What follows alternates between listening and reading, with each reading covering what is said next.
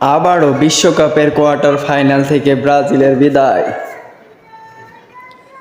2026 সালে জার্মানি বিশ্বকাপ, 2010 সালে দক্ষিণ আফ্রিকা, এরপর 2022 সালে কাতার। পুরুষদের বিশ্বকাপে তিনবারই কোয়ার্টার ফাইনাল থেকে বিদায় নিতে হয়েছে ফুটবল হেরিটেজের ধারক ব্রাজিলকে। 2022 বিশ্বকাপের ক্রোয়েশিয়ার কাছে হারের স্মৃতিটা এখনও ভালোভাবে মনে আছে সিলেসাওলা ভক্তদের। 2024 সালে এসে কোপা আমেরিকাতে ব্রাজিলে বিদায় হয়েছিল এই শেষ 8-এর চক্রেই। এবার সেই হারের ক্ষতটা আবারও মনে করিয়ে দেন ব্রাজিলের তরুণী। ফিফা অনূর্ধ্ব-20 নারী বিশ্বকাপের কোয়ার্টার ফাইনালে উত্তর কোরিয়ার কাছে 1-0 ব্যবধানে হারের টুর্নামেন্ট থেকে বিদায় নিয়েছে ব্রাজিল।